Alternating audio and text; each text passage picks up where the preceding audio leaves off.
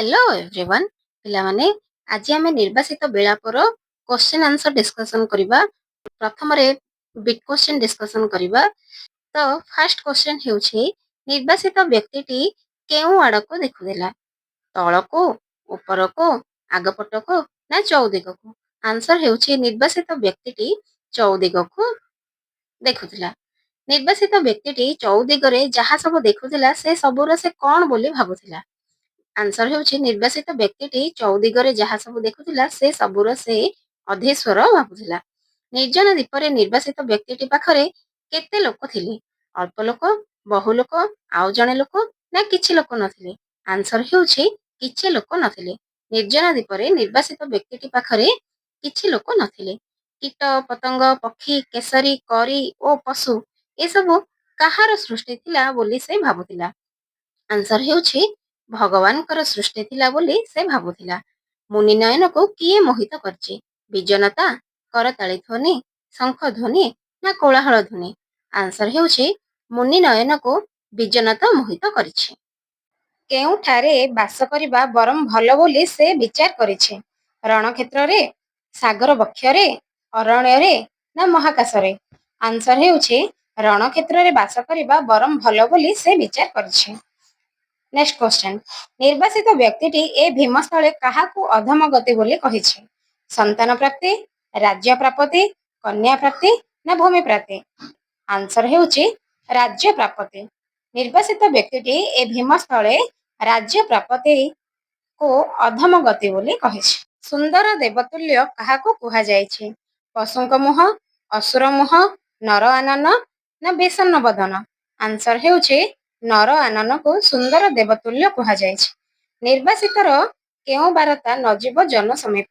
ନିଖୋଜ ହେବା, ଜୀବନ ଦୀପ ଲିଭିବା, ନିର୍ଜନ ଦ୍ୱୀପରେ ରାଜା ହେବା, ଶୂନ୍ୟ ସହ ବାର୍ତ୍ତାଳାପ କରିବା। ଆନ୍ସର ହେଉଛି ଜୀବନ ଦୀପ ଲିଭିବା। ସେ ନିର୍ଜନ ଦ୍ୱୀପରେ ନିର୍ବାସିତର କ'ଣ ଲିଭିଯିବ? ଜୀବନ ଦୀପ, ତୈଳ ପ୍ରଦୀପ, ସଞ୍ଜ ଦୀପାଳି ନା ଆକାଶ ଦୀପ? ଆନ୍ସର ହେଉଛି ଜୀବନ ଦୀପ। ମନୁଷ୍ୟ କଣ୍ଠଧ୍ୱନିର ସ୍ୱରୂପ କିପରି? ମଧୁମୟ, ବିଷମମୟ, ଦୟାମୟ ଓ ମାୟାମୟ। ଆନ୍ସର ହେଉଛି ମନୁଷ୍ୟର କଣ୍ଠଧ୍ୱନିର ସ୍ୱରୂପ ମଧୁମୟ। ନିର୍ବାସିତ ବ୍ୟକ୍ତିଟି କେଉଁ ଶବ୍ଦ ଶୁଣି ଚମକି ପଡୁଥିଲା? ପଶୁଙ୍କ ଡାକ, ପକ୍ଷୀଙ୍କ କାକଳି, ଲହଡ଼ି ସ୍ୱନ ନା ନିଜର କଣ୍ଠସ୍ୱର? ଆନ୍ସର ହେଉଛି ନିର୍ବାସିତ ବ୍ୟକ୍ତିଟି ନିଜର କଣ୍ଠସ୍ୱର ଶବ୍ଦ ଶୁଣି ଚମକି ପଡୁଥିଲା। କେଉଁମାନେ ନର ପ୍ରଭାବ ଜାଣିନଥିବାରୁ ଅନାସ୍ଥା ଭାବ ପ୍ରକଟ କରୁଥିଲେ? ପଶୁମାନେ, ପକ୍ଷୀମାନେ, କୀଟମାନେ, ପତଙ୍ଗମାନେ। ଆନ୍ସର ହେଉଛି ପଶୁମାନେ ନର ପ୍ରଭାବ ଜାଣିନଥିବାରୁ ଅନାସ୍ଥା ଭାବ ପ୍ରକଟ କରୁଥିଲେ। କେଉଁ ଅନୁଭୂତି ପାଇଁ ଦେବତାମାନେ ମଧ୍ୟ ନର ଜନ୍ମ ପାଇଁ ଆଗ୍ରହ ହୁଅନ୍ତି? ବନ୍ଧୁତା ଓ ପ୍ରେମ ପାଇଁ ଦେବତାମାନେ ମଧ୍ୟ ନର ଜନ୍ମ ପାଇଁ ଆଗ୍ରହୀ ହୁଅନ୍ତି। ଗିରି ଓ ସମୁଦ୍ର ଲଙ୍ଘନ କରିବା ପାଇଁ ନିର୍ବାସିତ ବ୍ୟକ୍ତିଟି କ'ଣ ଚାହୁଁଥିଲା? ପୌରୁଷ, ବିହଙ୍ଗ ପକ୍ଷ, ପରାକ୍ରମ, ପରାକ୍ରମ ଓ ବାହୁବଳ। ଆନ୍ସର ହେଉଛି ବିହଙ୍ଗ ପକ୍ଷ। ଗିରି ଓ ସମୁଦ୍ର ଲଙ୍ଘନ କରିବା ପାଇଁ ନିର୍ବାସିତ ବ୍ୟକ୍ତିଟି ବିହଙ୍ଗ ପକ୍ଷ ଚାହୁଁଥିଲା। ନେକ୍ସଟ କ୍ୱେଶ୍ଚନ, ତାର ସନ୍ତାପିତ ପ୍ରାଣ କିପରି ଶୀତଳ ହେବ? ପୁଷ୍କରିଣୀରେ ସ୍ନାନ କଲେ, ସମୁଦ୍ରରେ ବୁଡ଼ିଲେ, ନଈରେ ପହଁରିଲେ ନା ପ୍ରିୟଜନଙ୍କୁ ଦେଖିଲେ? ଆନ୍ସର ହେଉଛି ପ୍ରିୟଜନଙ୍କୁ ଦେଖିଲେ। ସେ କାହାଠାରୁ ସଦୁପଦେଶ ନେବା ପାଇଁ ଚାହିଁଛି? ସାଙ୍ଗସାଥୀଙ୍କ ଠାରୁ, ପ୍ରବୀଣ ଜନଠାରୁ, ଛାତ୍ରଠାରୁ ନା ପିଲାମାନଙ୍କ ଠାରୁ? ଆନ୍ସର ହେଉଛି ପ୍ରବୀଣ ଜନଙ୍କ ଠାରୁ। ମଣିକାଞ୍ଚନ କାହା ସହିତ ସରି ନୁହେଁ? ଧର୍ମ, ଧନ, ଯୌବନ ନା ପ୍ରଭୁତ୍ୱ? ଆନ୍ସର ହେଉଛି ଧର୍ମ। ଦେବ ଅର୍ଚ୍ଚନା ବାଦ୍ୟ କେଉଁମାନେ ଥରେ ହେଲେ ଶୁଣି ନାହାନ୍ତି? ପବନ, ପାଣି, ଗିରିଗଣ, ଆକାଶ। ଆନ୍ସର ହେଉଛି ଗିରିଗଣ। କ'ଣ ନଥିଲେ ଜୀବନ ବୃଥା ହୁଏ? ଧର୍ମ, ଧନ, ଯୌବନ, ଅହଙ୍କାର। ଆନ୍ସର ହେଉଛି ଧର୍ମ। ଧର୍ମ ନଥିଲେ ଜୀବନ ବୃଥା ହୁଏ। କାହାର ଶକ୍ତି ଅଚିନ୍ତନୀୟ ବୋଲି କୁହାଯାଇଛି? ନାରୀର, ପୁରୁଷର, ପଶୁପକ୍ଷୀଙ୍କର ନା ମନର?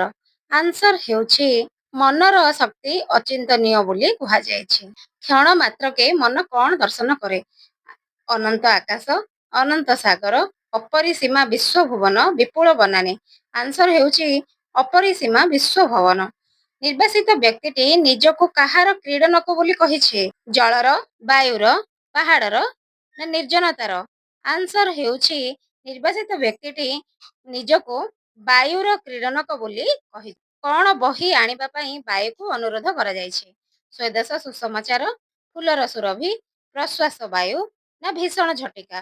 ଆନ୍ସର ହେଉଛି ସ୍ୱଦେଶ ସୁସମାଚାର ଆଣିବା ପାଇଁ ବାୟୁକୁ ଅନୁରୋଧ କରାଯାଇଛି। ନିର୍ବାସିତ ବ୍ୟକ୍ତିଟି ନିଜ ଦେଶର ସୁସମାଚାର ଆଣିବା ପାଇଁ ବାୟୁକୁ ପବନକୁ ଅନୁରୋଧ କରିଛି। ଦୁଃଖୀ ହୃଦୟ ଭାରକୁ କିଏ ଲଘୁ କରିଦିଏ? ଧନ ସମ୍ପତ୍ତି, ସହଧର୍ମିଣୀ, ପୁତ୍ର କନ୍ୟା, ଈଶ୍ୱର ଦୟା। ଆନ୍ସର ହେଉଛି ଈଶ୍ୱର ଦୟା।